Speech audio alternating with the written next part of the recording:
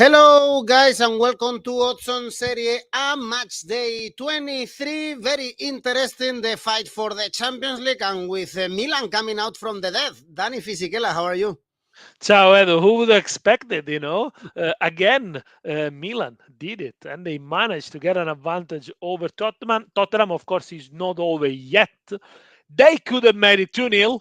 Let's see if they live to regret that. But what a night at the San Siro. Obviously, we are recording this video before the Conference League, before the Europa League games. And by the way, Napoli plus 15 on Inter. It's done and dusted. It's over indeed, and also Milan in Champions League spots in Serie A because they beat Torino. So let's analyze this new match day with Danny and with you guys. Remember to leave your comments. This is a live video, so ask any question about Italian football to Danny Fisichella. He knows everything. And of course, press the like and subscribe. And now let's go on with the show.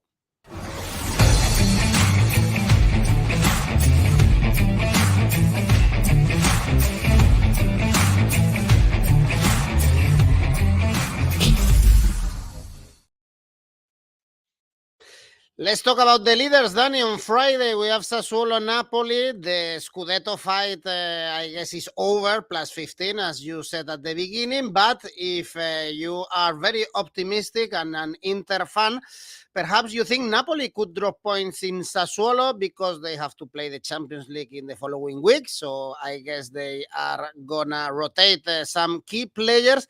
And because Sassuolo, Danny, is really in form. And for those who like betting, of course, perhaps it's a good idea somehow back in Sassuolo, taking in consideration the points I've made. But if you look on the other side, Napoli never dropped point after the Champions League group stages, and the games were equally important against the likes of Ajax and Liverpool. So why should we do it now?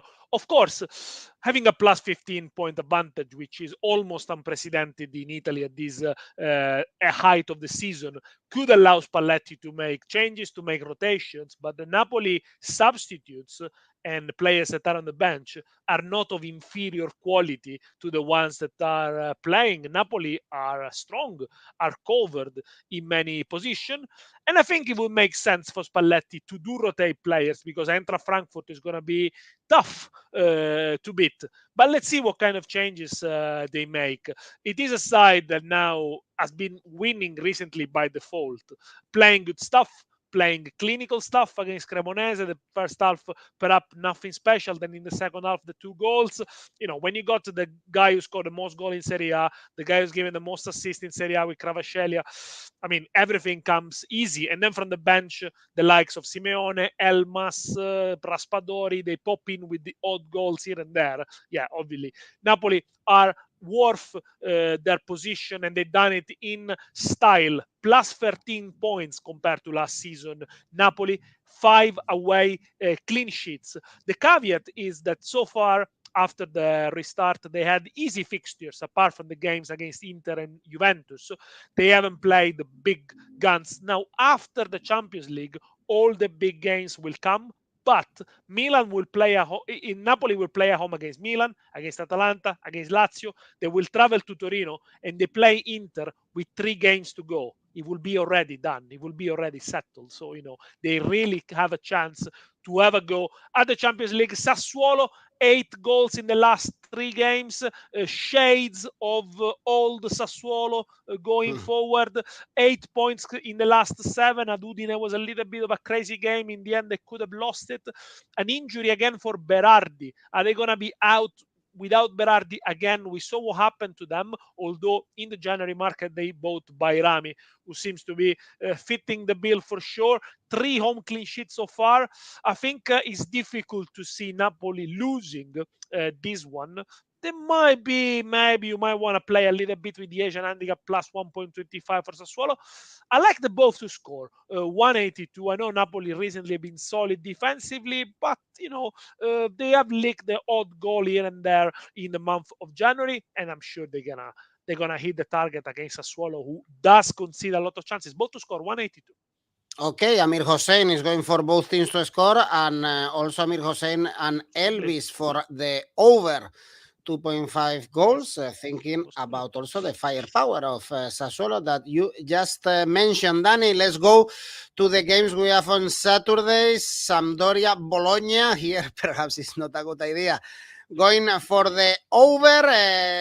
This is a must win for Sampdoria. We've been saying this for a while now, but well, they are 8 points from the salvation. They were able to stop Inter in the last game. Also, they drew with Monza, and Bologna, they suffer a surprising defeat at home against Monza. Danny, should we hope for a Sampdoria victory? Well, the Blue Cerchiati fans, for sure, they hope for that. Well, they should, because they never won at home so far this campaign, and that's why they are where they are. Only 4 goals scored in the last 7 games, and they never scored in the last 7 home games. So they've all only draw to nil or lost because obviously they couldn't score. Against Inter, though, encouraging because they were sturdy, they were physical, they were right on interface, but Inter were so wasteful and had so many opportunities. Any other day, this is a game that maybe Inter wins 1-0 or 2-0. Sampdoria, credit to them for not giving up, but they were soaking up a lot of pressure. And when it comes to Bologna, the defeat against Monza, I don't think it it matters because it's a shame they had such a very good restart of the season, but really it doesn't compromise the good work that Motta has been doing so far since the restart. By the way, they got more points than Lazio and Milan. They do play a good style of football. Sometimes it is a little bit confused, throwing bodies into the box. There's not much, we call it organized chaos, really, but it is effective, and they're going to be without Arnautovic for this one. So I would expect either Zirkzee or Barrow to start from the beginning. The issue with Bologna is that when they travel, they're very leaky. 22 goals conceded, the second worst defense away, never kept a clean sheet, although they won the last 2 away games, and the last one at Firenze was a good game. You might have to go for Sampdoria here, really, to squeeze a little bit of value, and maybe an Asian handicap 0 in the first half, 222. So if Sampdoria wins the first half, if they score first and manage to one goal, they win the first half, 222. If they draw the first half, you get your money back. All right, and perhaps, Danny, as we have already saying, both teams to score no or under 2.5 goals could be also under 2.5 goals, yes. A good option for this game. On Saturday, we also have Monza Milan. This is the Berlusconi derby, the Galliani derby, with Monza absolutely on fire. No defeats in the last 8. They were able to beat Bologna in the Dallara, and as I said before, with Milan coming out from the dead with back-to-back victories at home without conceding, both very important against Torino and against Tottenham. Monza, Berlusconi said they want to win the title soon. I mean, if they continue this way, they might end up in Europe this season because they are the only unbeaten side in Serie A since the restart. Won 1-0 at Bologna. Good performance. They got technical players. They got very good players, the likes of Caprari, Petagna, Rovella, Churria, Sensi. Lot of experience also at the back with, of course, Izzo, Pablo Mari. So it is a side that needed the spark, needed the change in management. And as soon as Palladino arrived, he worked magic. Credit to Galliani and Berlusconi for trusting Palladino, who never managed a senior side. The last 3 games at home for Monza have been all both to score. It is a side that plays the same way against small teams and big teams. They go for it. The wing backs, Churria and Carlos Augusto, they do attack quite a lot. They sometimes leave themselves exposed, but it's a good side to watch. And of course, now against Milan, who had a great performance against Spurs. They managed to shut Spurs down. I don't remember any big save from Tataruzano. And the change information from Pioli, this time it worked. He played with a back 3 and trusted Ciao, which, we barely saw this season. The 21 years old they got from Schalke. Now he plays on the left-hand side of the defense. He's strong, he's athletic, good physicality. he shut down Kulusevski and gave the opportunity to Milan to build from the back as well. He's good with his feet, and for Teo Hernandez to have a little bit more of cover. So in the end, Milan stuck to the basics with one shot on goal in the first half. They score. In the second half, they had a couple of chances, one with De Ketelaere, one with Ciao, that they might live to regret, but job done because they were looking beaten before the game started. Now, will Pioli continue to stick with this formation 3-4-2-1? So maybe allowing Diaz and De Ketelaere to play alongside, maybe behind Giroud, or when he gonna go back to the back four? Because the thing is, sometimes with playing with a back three, it could be a little bit defensive, but if he finds the right balance, Milan could, have a very strong end of the season. Second consecutive clean sheet, by the way, for Milan after the one against Torino, although in the first half Torino had a few chances. Only one win away for Milan in the last 6. So this is something to keep in mind also for that return leg on the 8th of March at White Hart Lane. Both to score. Reverse fixture finished 4-1. I remember Monza having a very good second half where they could score a couple. Both to score 1-1. Okay, some people here are trusting Monza, for instance, to win, or if you go Asian Handicap Zero also, you have very good odds. They are drawing lately at home. The last 3 home games were draws for Monza. Well, we stay nearby, Danny. Inter Milan, Udinese, with Inter playing in the Champions League. Of course, they should look ahead of Napoli. 15 points away, and also behind, only 3 points away is the 5th spot, and they have to play against Udinese, a team that we know, Danny, that they are struggling to win games lately. Only 1 victory in the last 14 games. And it was in October the last time Udinese won, and they were flying at the beginning of the season. They beat Inter convincingly, 3-1. But then the form dipped a little bit. Only 6 points for Udinese in the last 7 games. They had many chances against Sassuolo. I think Beto would have deserved at least a goal. They were good going forward, left themselves exposed a little bit at the back, a bit of comical defending. This is a physical side. If they get back into good shape, they could still end the season on a high. Lot of expectation for Tuaven, who they signed from Mexico, World Cup champions. You see if he's the spark, because since they lost Deulofeu due to injury, really not much has happened, especially going forward. It is a good season for Udinese, plus 7 points compared to last year. But yes, of course, the lack of wins now, it's quite concerning. Usually when they travel, they don't score many. 6 of the last 7 away games have all been under.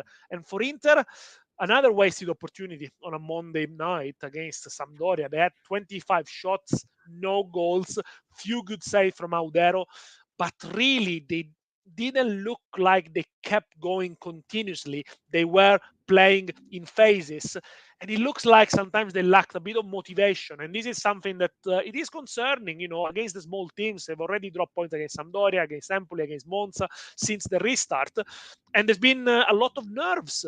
Barella against Lukaku, shouting at each other, Barella complaining with Lukaku telling him to shut up. That everything happened on the pitch, and of course in favor of cameras. The ultras, the Curva Nord, against Inzaghi for the first time in a year and a half, saying he has got a small mentality, cannot motivate the players against the small teams. And this is quite something for the Inter Curva to write on their fanzine. And this is the thing with Inter now. They got nothing to play for domestically, although they need to look themselves at the back. And this could be dangerous, because there are already still 17 games to go, and he cannot just let it slip and resort to just winning the big game. So this game could be a banana skin for Inter, of course, before the game against Porto, where they showed this season against the top teams they can really get a grip. All last 6 home games for Inter since the restart, since the restart actually, they've been under. They won 5 games 1-0, and they drew 1-1 in Coppa Italia against Parma. I wonder where the goals have dried up a little bit for Inter. Lautaro has been covering a lot of problems recently. Remember, Lukaku only scored 1 goal in Serie A so far this season. I'm going to go for an Asian handicap plus 0.5 for Udinese in the second half, which pays 2. which doesn't mean Udinese are definitely going to get a point from San Siro, but I think they could be in with a chance. So Asian handicap plus 0.5 in the second half for Udinese pays 2. So basically it's a double chance, X2 in the second half for Udinese pays 2. If Inter wants to win this game, I think they need to do the business early, score early, and maybe they'll sit back and defend a little bit. Abed is going for the double chance actually as well for Udinese, especially if Dzeko doesn't start this game. It's going to be key for the future of Inter, the Champions League game, of course, against Porto. Very interesting one. Well, on Sunday, we go also nearby to Bergamo.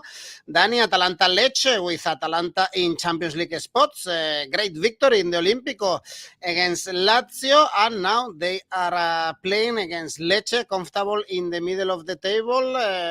Well, in the middle, 7 points away from the relegation spots. I guess we should trust Atalanta. Recently at home, they've been also way better than at the beginning of the season. And they were back to the best against Lazio. They were really, really good. Intricate plays, lot of energy, very good pressing. And there is a certain Højlund, a guy that, according to Gasperini, runs the 100 meters in 11 seconds. That reminds me of Haaland. Very good spot from Sturm Graz. A great player, 21 years old, strong, physical, good technique, is the leader of Atalanta. And this is another great coup for the Bergamaschi, alongside Ademola Lookman, of course, who provided the assist. It was a good win at the Olimpico in a not an easy game. They are second, Atalanta, after the restart, so in the last 7 games, only 4 points behind Napoli. They are the best attack in the last 7 games, 19 goals scored. Of course, they scored 8 against Salernitana. So I think they are really in with a chance to finish in the top 4, which would be unexpected, unprecedented. I mean, considering the expectations at the beginning of the season that were just to get into the Europa League, maybe without Hatteberg, without Scalvini, without their own Atalanta for this one. But no worries, they don't play in Europe this season, so they got a lot of time to prepare. Lecce, good draw against Roma, helped by Vladimiro Falcone, the goalkeeper, who made 3 very good saves. Only lost 1 of the last 5 away games.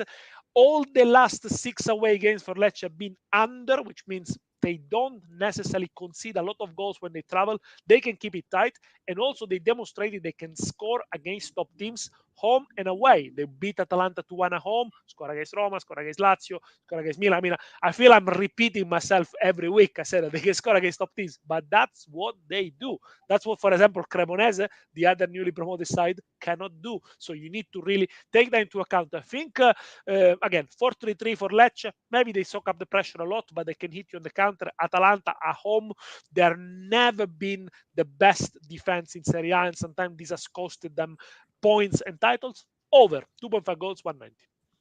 Well, Atalanta, they are 8th in the standings, in the home standings, because they were very poor at the beginning of the season playing. Elvis is going for Atalanta to win, and an under 2.5 goals for this one. On Sunday, we have Fiorentina Empoli. Dani, this is a derby in the Tuscany, with Fiorentina in really bad form in this 2023. They are also playing European football on Thursday against Braga, so perhaps this is a good chance for Empoli to take points from the Frankie. It is, and this is a start to becoming the tricky games, of course, for the teams who play in the Europa League and the Conference League, because they don't get the week rest the Champions League teams get. So now it's back-to-back games. For a Fiorentina side that have been playing already a lot of games, because obviously they advance into the Coppa Italia semi-final. So, more games for a problem that for teams that got problems in attack. They do create chances, but they don't score. Cabral, Jovic, they should have had more goals to their tallies recently for everything they created. Now, against Juventus, they were well beaten, although there were some polemics at the end because Castrovilli goal, they think they should have stood. I think it was a foul in attack, but in the end, that could have been the equalizer. Since the restart of the season, their form has been really poor. 5 points in 7, only 5 goals scored, lost 2 games at home against Torino and Bologna. is a side that struggled to keep going. I wonder whether Italiano maybe is tinkering too much, changing the formation a little bit more. There are players that come in and out, and again, it's the central striker position who's gonna fill that spot. The home goal difference for Fiorentina is bad, it's -2. They conceded in all 7 games at home, in all the last 7 games, and of course there is a the double header with Braga. Empoli, bit crazy recently. I mean, they were down to 10 men, down to 2-0 to Spezia. Then they managed to equalize with the last kick of the game. That was Vignato on his own debut. I mean, it is an entertaining team to watch, I think. They will be saved, and they will be saved playing their own way, trying to play football, trying to attack, not necessarily the most balanced team. Sometimes they are a bit naive. They are very young, make mistakes, but they got 10 points in the last 7, and they beat Inter in the process. And normally, they do score away from home. If they don't score, they lose. All the 4 defeats that they can't keep a clean sheet away from home. Basically, if they don't score, most of the time they lose. Okay, they won 1-0 at Inter, but that was rare. All the 4 games away that they lost this season, they've been lost without scoring. I think they'll score. I think they'll concede both to score 192. Well, also good odds for Empoli, as Abedi is saying, 5.8 for the away team. And we have Zico saying Danny is a great tipster. Danny, some compliment for you. Thanks for watching.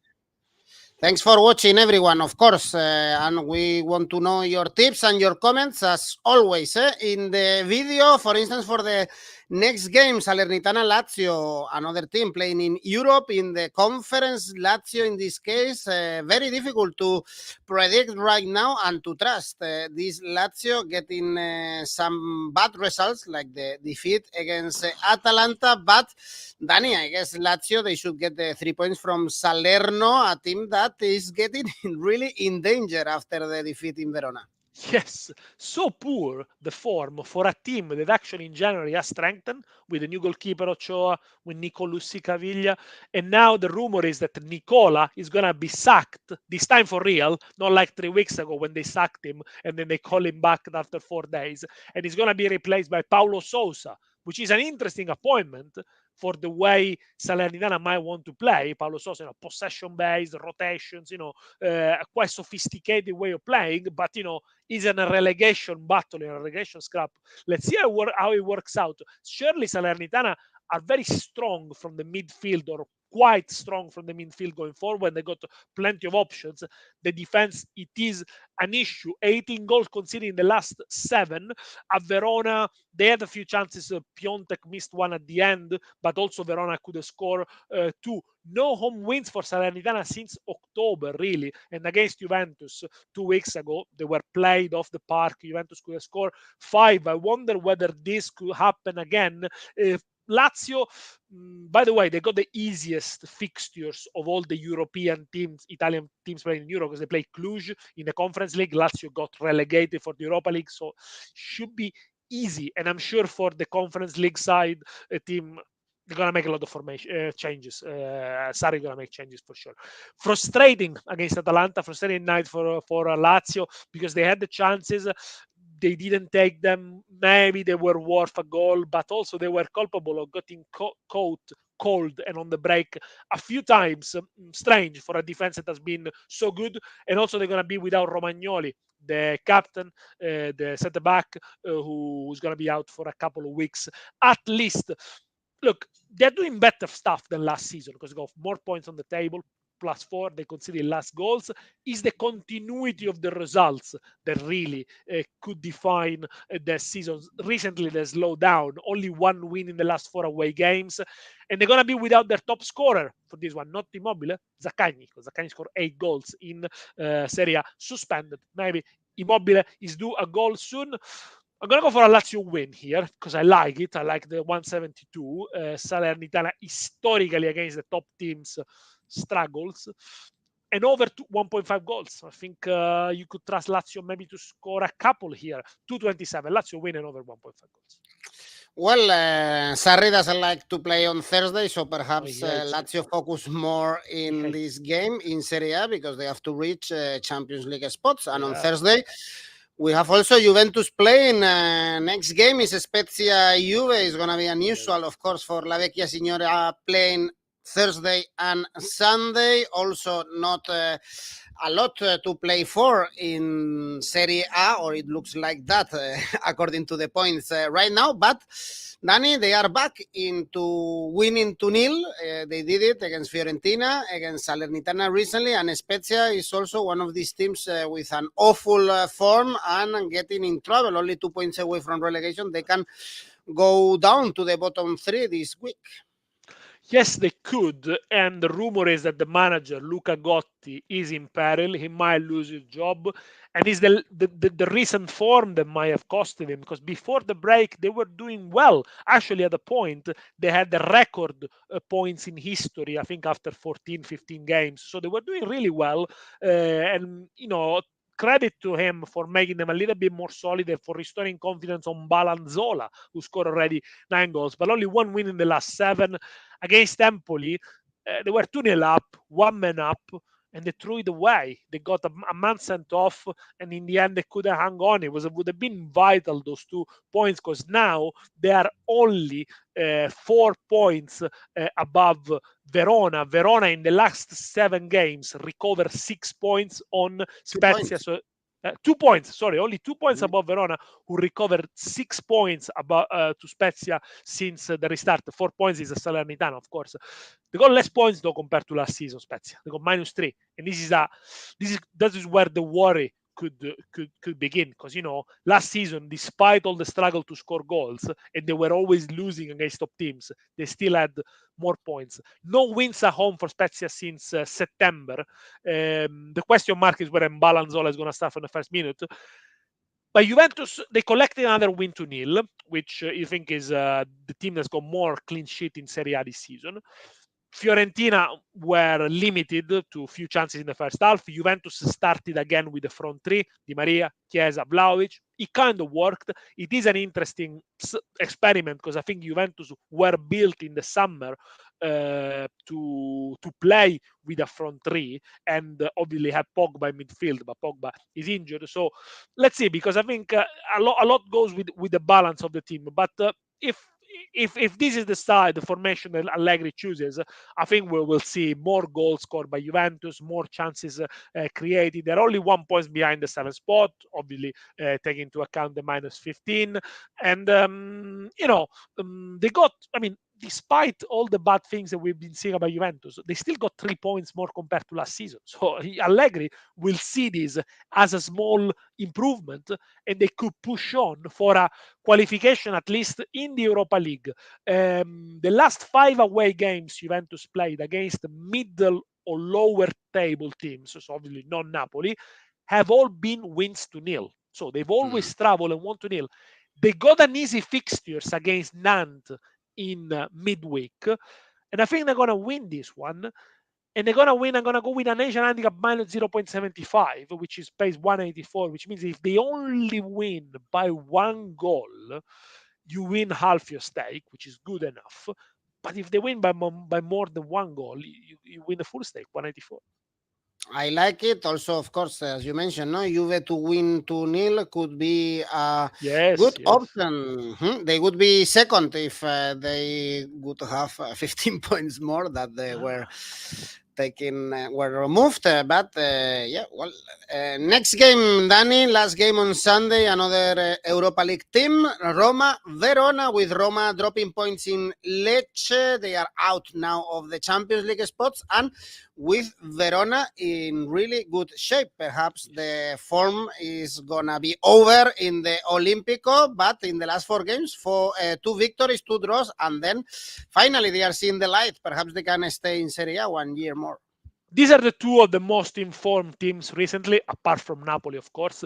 Roma, 14 points in the last 7. Verona, 12 points in the last 7, only 4 goals conceded by Verona, which are, by the way, the best defense second best defense, since the league restarted. And this is also thanks to the fact they rejuvenated the team. They've added more fresh blood.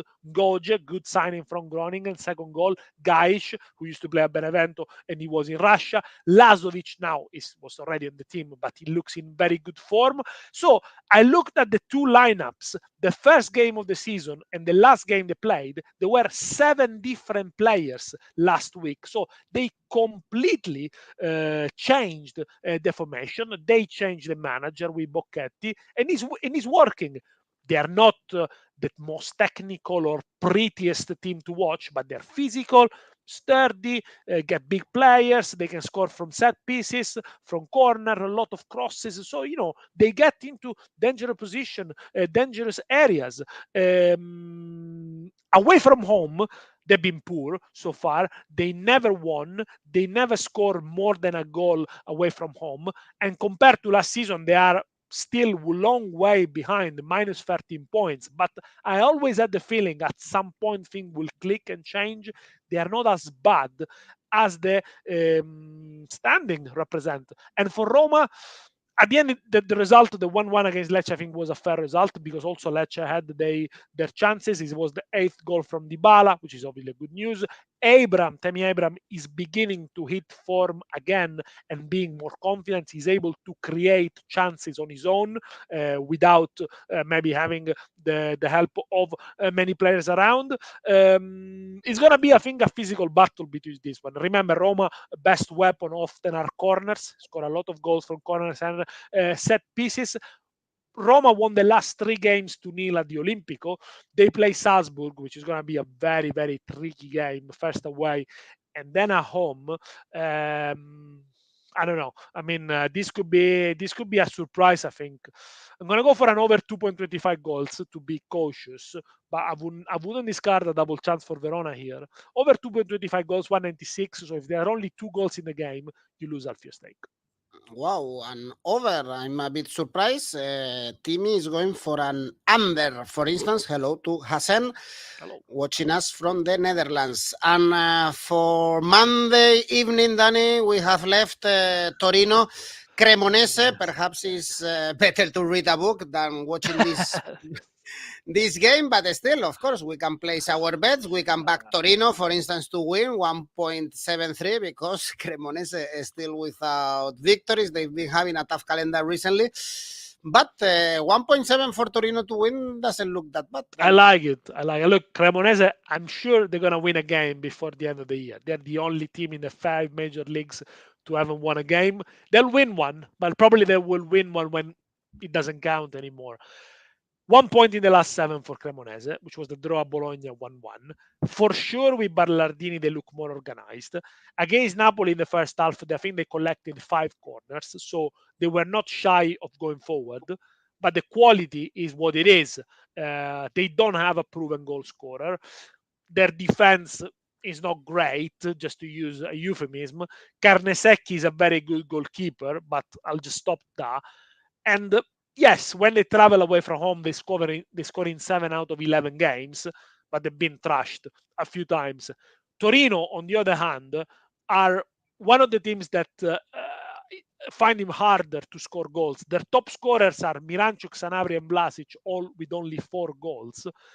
So they do create chances, but I mean, everything goes back to the idea of getting rid of Belotti, the free transfer in the market, not really replacing with another striker.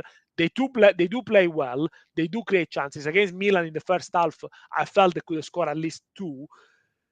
But, it's about taking them really. They won 2 of the last 4, but this is a side that in Serie A already in 22 games never scored more than 2 goals. So a win for Torino, it could be an under 2.5 goals. If you think Torino are going to win, Torino to win is a good one. I'm going to have it in my akka. This one I need to try to squeeze a value a little bit. Asian handicap minus 0.75, 191. So if they win by 2 goals margin, a 2-0 win, 3-1 win, which would be unlikely, I think, it's 191. Okay, Danny. So talking about your akka, let's finish the video first with your safe bet. Sampdoria not to lose against Bologna. I'm not saying they're winning, but 1x, 162. Well, and Yoraka? 4 games for selection this week. It's Monza Milan over 1.5 goals, Fiorentina Empoli over 1.5 goals, Lazio to win at Salerno, and Torino to win on the Monday night against Cremonese at home. Total odds 521. Then another reason to watch this Torino Cremonese, if the AK is right, we wait until Monday just to put the green. We love Italy, we love Serie A, we love Dani Fisichella. So, Dani, we will be back next week. Thanks everyone for watching. Just remember to press the like and subscribe, of course. Arrivederci. Arrivederci. Ciao, ciao.